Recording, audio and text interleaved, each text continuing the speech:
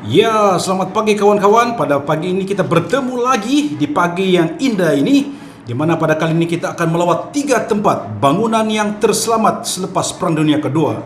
Bangunan pertama yang kita akan lawat adalah Atkinson Tower. Ya, Atkinson Tower ini sebenarnya telah dibina ataupun siap dibina pada 20 April 1905. Bayangkan 1905, dan ia dibina sempena mengingati Francis George Atkinson, iaitu DO pertama di Jesselton ini, yang telah meninggal dunia pada umur 28 tahun pada Disember 1908 disebabkan 1902 pula, ya, 1902 bukan oleh malaria. Ya, bayangkan pada 1905 keadaan di kawasan ini memang awesome. Jadi mari kita ke bawah, di mana di situ kita akan dapat melihat informasi tentang sejarah bangunan ini. Dan serba sedikit tentang sejarah, bercakap tentang sejarah, ataupun clock ini telah dibina oleh William Potts and Son di Leeds, England. Saya difahamkan ketinggian Atkinson Tower ini, Atkinson Clock Tower ini adalah lebih kurang 14.63 meter atau 48 kaki tinggi dia. Dan ini adalah salah satu bangunan heritage building yang terselamat pada selepas Perang Dunia Kedua. Dan bagi saya amatlah bagus jika kita bawa kita punya family, kanak-kanak ataupun anak-anak untuk melawat tempat ini dan menerangkan sejarah, khazanah sejarah yang ada di Sabah ini. Sebab kalau kita tidak menyampaikan ataupun transfer that knowledge to our younger generation, mungkin pengetahuan ini akan mati begitu sahaja. Oleh itu, orang bilang jangan kasih lama, melawatlah tempat ini, bawalah anak-anak kita untuk melihat ataupun to experience, to appreciate our historic building, heritage tourism yang ada di Sabah ini. Ya, dia dekat saja, berdekatan dengan Balai Polis Kota Kinabalu.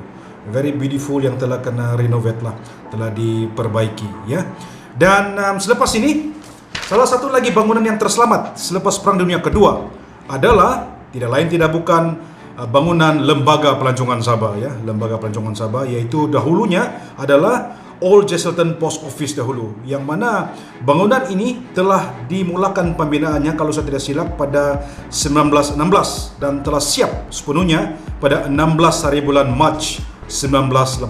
Dan kedua-dua building yang saya katakan tadi, Atkinson dan bangunan Sabah Tourism Board ini sudah menjangkau 100 lebih tahun, dan ini juga merupakan building yang menjadi kebanggaan ataupun heritage building yang kita banggakan di Sabah lah, ya. Dan memang keunikan architecture dia, desain dia sangat unik lah. Dan kalau kita tengok, ini adalah serba sedikit informasi yang kita boleh dapati kalau kita melawat bangunan Lembaga Pelancongan Sabah sekarang ini, ya.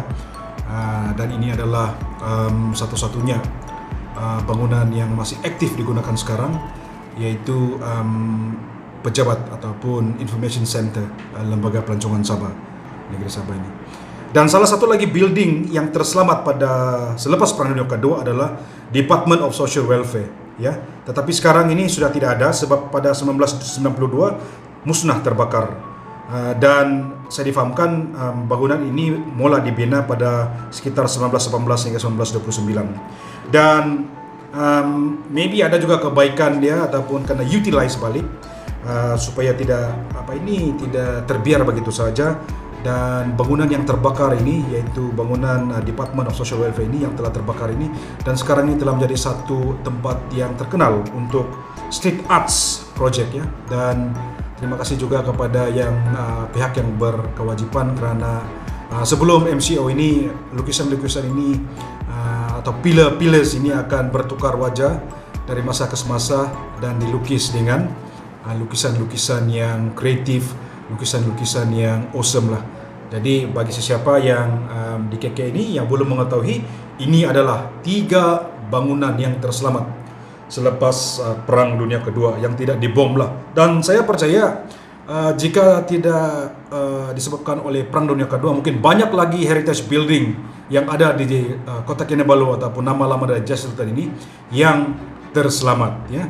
Dan bukan itu saja, jika kita merantau ataupun melawat Tawau dan Sandakan, ada juga heritage building yang ada di sekitar Sandakan, seperti St. Michael Church, ya, seperti Masjid Jamek yang sudah menjangkau mungkin 100 tahun, dan juga kalau di Tawau Bell Tower itu.